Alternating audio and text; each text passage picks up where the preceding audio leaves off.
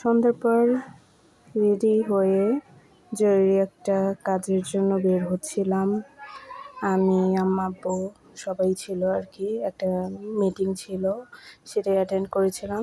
Hello everyone, welcome to my another blog. কী অবস্থা সবাই কেমন আছেন? আজকের এই ব্লগটা দুপুর থেকে আর কি শুরু করেছি, দুপুরে শাওয়ার টাওয়ার নিয়ে।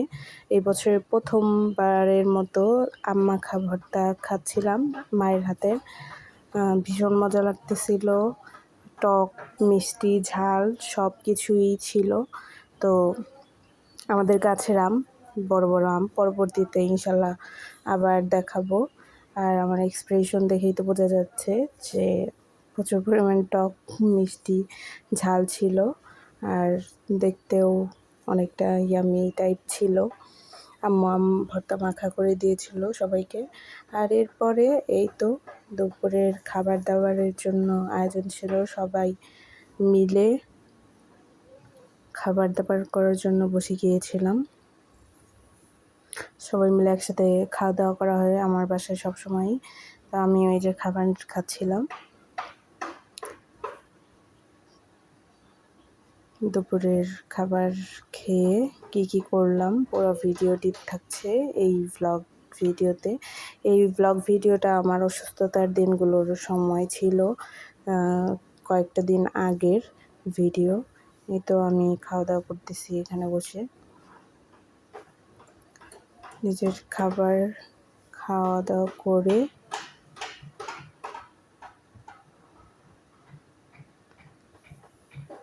দুপুরের খাবারে ছিল আমার পছন্দের শাকভাজি, ডিম ভুনা আর মাছের একটা কারি ছিল।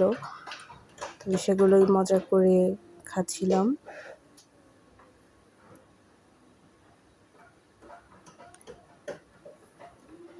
এরপর খাওয়া দাওয়া শেষ করে আমার মেডিসিন নিয়ে তারপরে আবার একটা ভিটামিন দিয়েছিল আমাকে, সেটা ক্যালসিয়াম ছিল, এটা মিক্সড করে বানাচ্ছিলাম।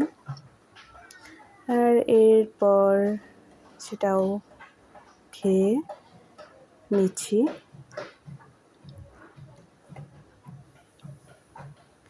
এই তো আমি আমার মেডিসিন নিয়ে নিচ্ছি।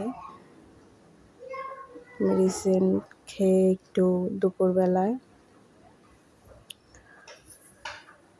প্রচুর পরিমাণে রোদ আর গরম ছিল, মানে প্রচুর পরিমাণ গরম পড়তেছে বেশ কিছুদিন ধরে। আর এরপরে আমি একটু স্ন্যাপ নিয়ে নিচ্ছিলাম, রেস্ট করতেছিলাম। এরপর ঘুম থেকে উঠে এই তো ফ্রেশ হয়ে রেডি হয়ে নিচ্ছি, বাইরে বের হব। একটা মিটিং ছিল, আমার আম্মা আব্বুর একজনের সাথে দেখা করার কথা ছিল। এখানে সন্ধ্যার নাস্তা আমি করে নিচ্ছিলাম রেডি হয়েই। এখানে কিছু ফ্রুটস খাচ্ছিলাম আমি, কলা আরও বেশ কিছু ফ্রুটস ছিল, সেগুলো খাওয়া দাওয়া করে নাস্তা করে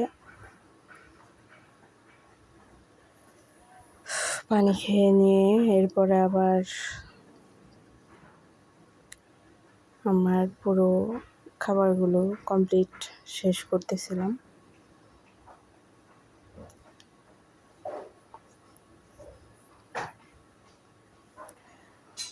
তারপর আর কি আম্মু রেডি হচ্ছিল ওই পাশে। রেডি হয়ে এরপর এই যে বের হয়ে আসি। এখানে আর কি টাঙ্গাইলের যে সয়নি পুকুর পাড়, সেখানে মরিয়ম ফাস্টফুড নামে একটা ফাস্টফুড হয়েছে, সেখানে আর কি সবাই বসেছিলাম। এখানে গুরুত্বপূর্ণ কিছু বিষয়ে বড় ভাইয়ের সাথে আমরা বসেছিলাম, কথাবার্তা বলতেছিলাম। তো আমি এর মাঝে কিছু ভিডিও নিয়ে নেই। এখানে তো আমার সাথে আম্মু ছিল, আব্বু ছিল, সবাই ছিলাম আমরা। আর আব্বু তার কথা শুনতেছিল আর তার সাথে কথাবার্তা বলতেছিল আম্মু। এই যে ওনার সাথেই, উনি আর কি ইতালি থেকে এসেছেন, তো কিছু পার্সোনাল বিষয়ে কথাবার্তা হচ্ছিল আমাদের। তারপর এই যে এখানে রেস্টুরেন্টের কিছু ভিউ নিয়ে নিচ্ছিলাম। এখানে বসার মতো বাইরে সুন্দর একটা পরিবেশ আছে, নিরিবিলি পরিবেশ, কাছের বাসার থেকে আর কি 5 মিনিট লাগে এখানে যেতে। তো এরপরে বাইরে বের হয়ে যাচ্ছিলাম কথাবার্তা শেষ করে, সব কাজটা শেষ করে।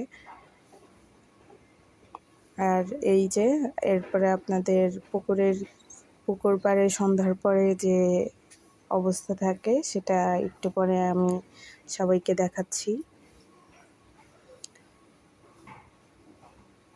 এটাই আসলে সয়নি পুকুর পাড়টা।